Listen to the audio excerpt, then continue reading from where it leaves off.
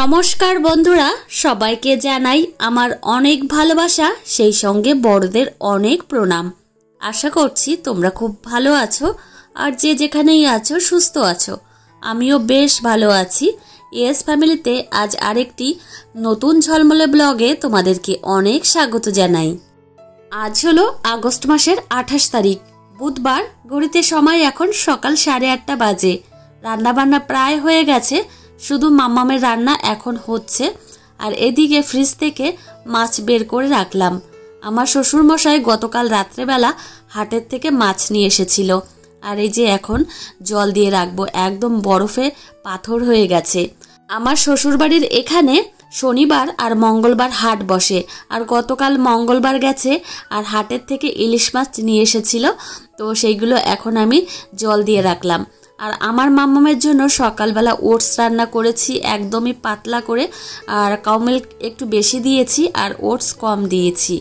আর এখন আমি চলে এসেছি মাছ পরিষ্কার করতে। আমার মেয়ে এখনও ঘুম থেকে ওঠেনি। মাছ থেকে বরফ ছেড়ে গেছে আর এখন মাছগুলো পরিষ্কার করে নিই। তো এই মাছের মধ্যে একটা মাছ বেশ টাটকা ছিল আর আরেকটা মাছ একটু নরম। তো মাছ আনতে গেলে আমার শ্বশুরমশাই গুলিয়ে ফেলে না কি সেটাই বুঝতে পারি না। তো বাবা বলে কি আমি তো ভালো মাছ নিয়েই আসি, কিন্তু এই রকম হয় কেন কে জানে।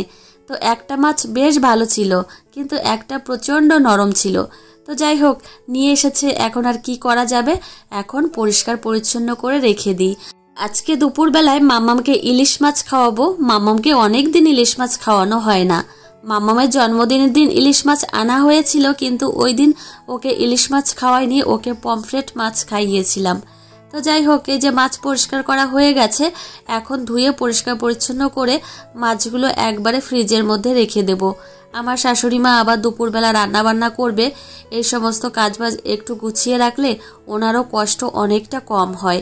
তো এই যে এখন এই আষ্টেগুলো একদম ঘরের পেছনে গিয়ে ফেলে দিয়ে আসবো। মাছগুলো ধুয়ে পরিষ্কার পরিচ্ছন্ন করে নিয়ে এসেছি, এখন এই গামলার মধ্যে রেখে আমি ফ্রিজের মধ্যে ঢেকে রেখে দেব।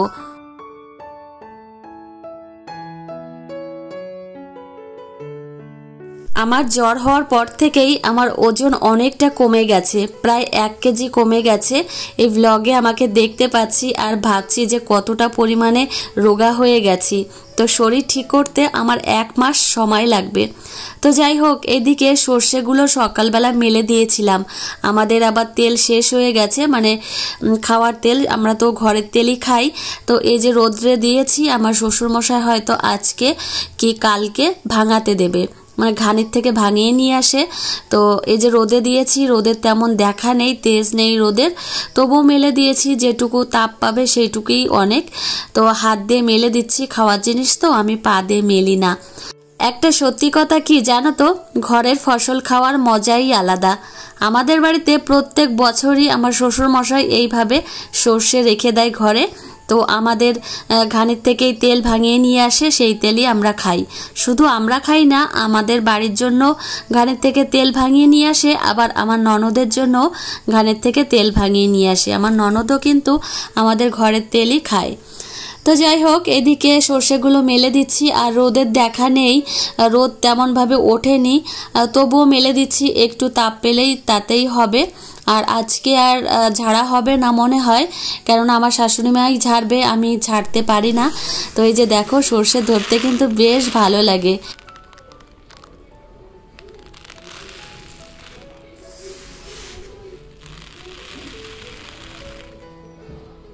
মাম্মামকে অনেক আগেই খাইয়ে দিয়েছি, তারপর স্নান করে আসলাম। আর অনেকগুলো জামা কাপড় হয়েছে, সেগুলো ধুয়ে নিয়ে এই যে আসলাম। জামা কাপড়ের সঙ্গে সঙ্গে আবার বেডশিটও হয়েছে, সেইগুলো এই যে এখন মেলে দিচ্ছি। শরীর অসুস্থতার জন্য বেডশিটগুলো ধোয়া হয়নি, তো আজকে ভাবলাম যে ধুয়েই দিই। আর শুধু চুল ওয়াশ করা হয়নি, চুল ওয়াশ করব বৃহস্পতিবারে। তো এইভাবেই একটার পর একটা কাজ করছি। একদিনে সব কাজ করতে গেলে আবার শরীর অসুস্থ হয়ে পড়বে। তো বিছানার চাদরগুলো আজকে বাইরেই মেলে দিলাম, বাইরে বলতে উঠানেই মেলে দিলাম। আজকে আর ছাদে গেলাম না, ছাদে যেতে না প্রচণ্ড কষ্ট হয়, পুরো হাঁপিয়ে যাই।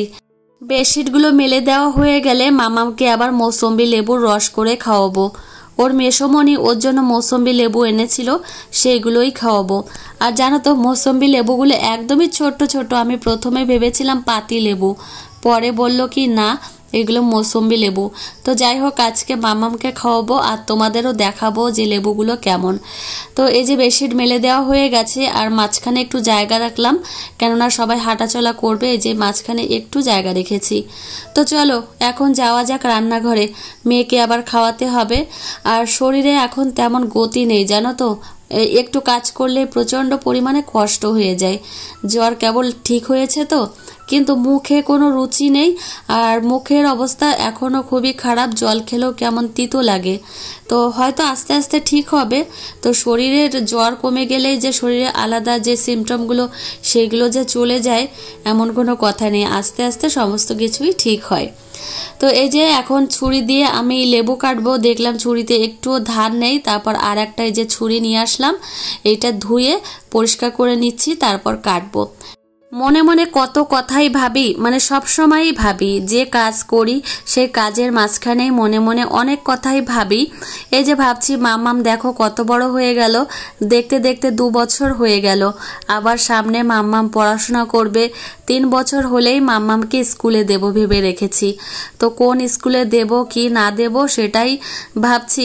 তোমাদের দাদাভাই যেখানে ভর্তি করবে সেখানেই পড়বে মাম্মাম। মৌসম্বি লেবুগুলো প্রথমে দেখে আমি ভেবেছিলাম পাতি লেবু, পরে রিয়ার বর বলল দিদিভাই এগুলো মৌসম্বি লেবু। তো অনেকগুলো কেটেছি, দেখা যাক কতটুকু রস হয়। তো এই লেবুটা একদমই খারাপ হয়ে গেছে, এটার মধ্যে একটুও রস নেই। তো এখন আমি রস বের করে নেব। তো আমি বলে দিচ্ছি এই লেবুর রস যখন মামামকে খাওয়াতে গেছিলাম মামাম একদমই খায়নি, আমি যখন খেয়েছি দেখলাম এত পরিমাণে টক, পুরো পাতি লেবুর মতো টক, তারপরে মামাম আর খায়নি। তো যাই হোক এতগুলো লেবুর এইটুকু রস বেরিয়েছে।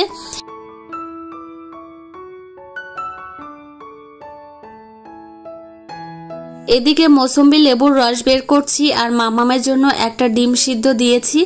এখন থেকে মামামকে একটা করে ডিম সিদ্ধ খাওয়াবো প্রত্যেক দিন, যতদিন না মামামের শরীরটা একটু ভালো না হয়। মামামের শরীরটাও এখন বেশ দুর্বল রয়েছে।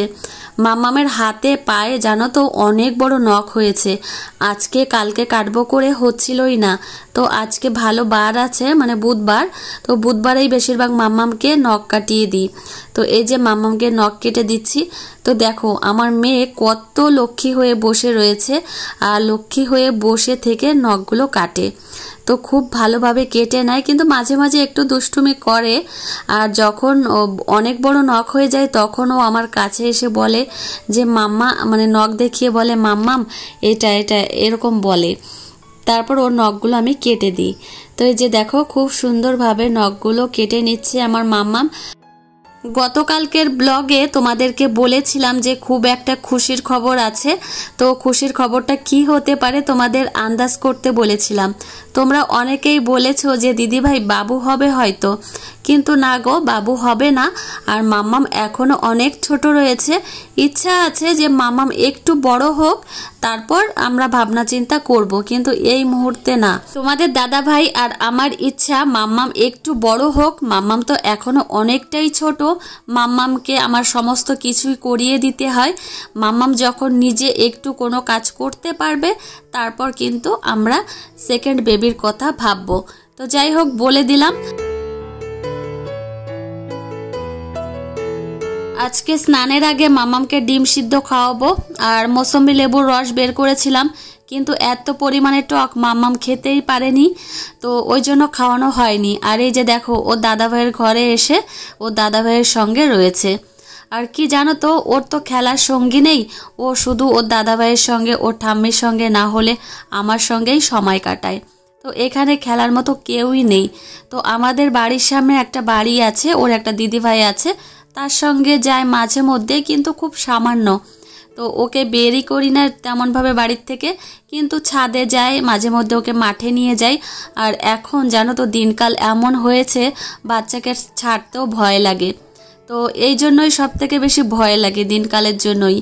আমার শাশুড়ি মা মাটির উনানে রান্না করতে এসেছে আর আমি সবজিগুলো কেটে দিচ্ছি। আর মাম্মাম রয়েছে ওর দাদা ভাইয়ের কাছে। তো তোমাদের তো দেখালামই। আর কি বলতো, আজকে চাল কুমড়োর ঘন্ট রান্না হবে আর ইলিশ মাছ এনেছিল। আর ইলিশ মাছের মাথা দিয়ে চাল কুমড়োর ঘন্ট খেতে বেশ ভালো লাগে। আমাদের বাড়ির সবাই খেতে খুব পছন্দ করে। আর এই চাল কুমড়োটা আমাদের জমির থেকে নিয়ে এসেছে। তো জমিতে গাছ হয়েছে আর বেশ চাল কুমড়ো হয়। তো আমার শাশুড়ি মা এদিকে রান্না করছে, এদিকে সবজিগুলো আমি কেটে দিচ্ছি। আর যে খুশির খবরটা তোমাদেরকে বলবো সেটা হচ্ছে আমি ইউটিউব থেকে ফার্স্ট পেমেন্ট পেয়েছি। আর তোমাদের দাদাভাই এখনো পর্যন্ত আমাকে টাকাগুলো হাতে দেয়নি। আর সত্যি অনেকটা পরিমাণে খুশি। এই 8 মাস ধরে আমি অক্লান্ত পরিশ্রম করছি শুধু এই দিনটা দেখার জন্য। তো যাই হোক, সেই দিনটা আমি পেয়েছি হাতের নাগালে। তো অনেকটা পরিমাণে আনন্দ হচ্ছে। তো এটাই হচ্ছে আমার খুশির খবর। আর তোমাদের দাদাভাই আমার হাতে এখনো পর্যন্ত টাকাটা তুলে দেয়নি। যেদিন দেবে তোমাদের সেদিন দেখাবো। আর আলাদাভাবেই আমি একটা ভিডিও করব আর আমার ইউটিউব জার্নি তোমাদের সঙ্গে শেয়ার করব, কিভাবে আমি ইউটিউবে আসলাম আর কতটা পরিশ্রম করলাম।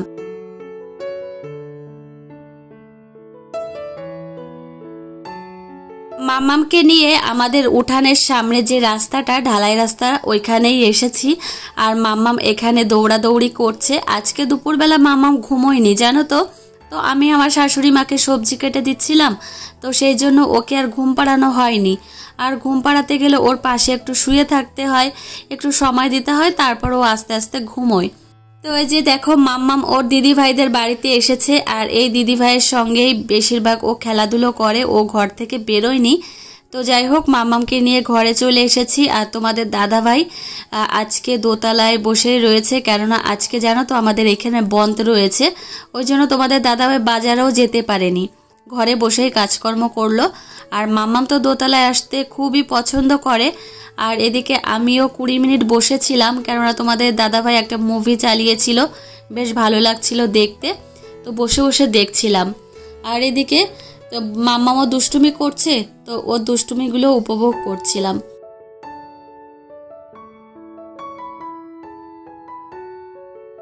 যাই হোক, দোতলায় অনেকক্ষণ সময় কাটিয়েছি। এখন যাব একদম নিচে। আর আমার শাশুড়ি মা রান্না করছে, সেখান থেকে রান্না বান্নাগুলো নিয়ে আসব ঘরে, আবার আমার শ্বশুর মশাইকে খেতে দেব। তো এদিকে রান্নাগুলো নিয়ে এসেছি। আর কি কি রান্না হয়েছে চলো দেখাই। এদিকে ইলিশ মাছ ভাজা আর বেগুন ভাজা। তো এগুলো আজকে দুপুরবেলা খাওয়া হবে ইলিশ মাছ ভাজা দিয়ে। আর এদিকে চাল কুমড়ো ঘন্ট, মানে ইলিশ মাছের মাথা দিয়ে চাল কুমড়ো ঘন্ট। আর হয়েছে কচুমুখির তরকারি ইলিশ মাছ দিয়ে। তো আজকে সিম্পল রান্না, কিন্তু তার মধ্যে অসাধারণ। আর এই যে রয়েছে ইলিশ মাছের তেল। আর সবাইকে খেতে দিয়ে দিয়েছি। সবাই বলতে তোমাদের দাদা ভাই, আমার শ্বশুর মশাই আর মাম্মামকে এদিকে ভাত দিয়েছি। মাম্মাম দেখো কি পরিমাণে দুষ্টুমি করছে, একটা ভাতও খেতে চায় না। যে নিজের হাত দিয়ে একটা খাবার খাবে, খেতেই চায় না। যে খাবারগুলো আমি খাইয়ে দেব সেই পর্যন্তই, নিজে কোনো জিনিস ধরে খেতেই চায় না। যে অন্যান্য ভাত ছাড়া যে অন্যান্য খাবার খাবে, সেই সমস্ত খাবারও খেতে চায় না। এই হচ্ছে ওর বৈশিষ্ট্য। তো এদিকে তোমাদের দাদাভাইকে আর আমার শ্বশুরমশাইকে খেতে দিচ্ছি। আর মাম্মামও দুষ্টুমি করছে। আর এখন ওকে খাওয়াবো। তো মাম্মামের জন্য যে ভাত নিয়ে নিয়েছি বাটিতে, তো ছোট্ট একটা বাটি, তার মধ্যে ভাত নিয়ে নিলাম। আর এই যে কচুমুখির তরকারি দিয়ে আজকে মাম্মামকে প্রথম খাওয়াবো। এর আগে মাম্মামকে কচুমুখির তরকারি দিয়ে খাওয়াইনি। আর একটা ইলিশ মাছ দিয়ে মাম্মামকে আজকে খাওয়াবো। তো এই যে দেখো, আমার লক্ষ্মী ছানার খাবার নেওয়া হয়ে গেছে। আর এখন আমার লক্ষ্মী ছানাকে খাইয়ে দিচ্ছি। আর খুব সুন্দরভাবে খেয়ে নিচ্ছে। মাম্মামকে খাওয়াতে বসলে আমি কিন্তু অনেক ছড়া বলে বলে মাম্মামকে খাওয়াই। আর এই যে দেখো, মাম্মামকে খাওয়ানো শেষ হয়ে গেলে তারপর আমি খেতে বসবো। তো তোমাদের দাদাভাইকে আমার শ্বশুরমশাইকে আগেই খেতে দিয়ে দিয়েছি। এখন এই যে মাম্মামকে খাওয়াচ্ছি, তারপর আমার শাশুড়ি মার ভাত আর আমার ভাত বাড়বো, তারপর দুজনে বসে বসে খাবো। এখন আস্তে আস্তে করে বেলা ছোট হয়ে যাচ্ছে। আগে 6:30টার সময় সন্ধ্যা লাগতো, কিন্তু এখন 6টা নাগাদে সন্ধ্যা লেগে যাচ্ছে। আরও দিন যখন সামনে আসবে তখন 5টার দিকে সন্ধ্যা লেগে যাবে। এক কথায় বলতে গেলে দিনের সঙ্গে দৌড়েই পারা যাবে না। এরকম একটা পরিস্থিতি হবে। তো যাই হোক, এদিকে মাম্মামকে খাওয়াচ্ছি আর মাম্মামও চুপচাপ করে খেয়ে নিচ্ছে। আর চলো আজকে ব্লগটি এখানেই শেষ করছি, আর তোমাদের সঙ্গে দেখা হবে পরের ব্লগে। টাটা বন্ধুরা।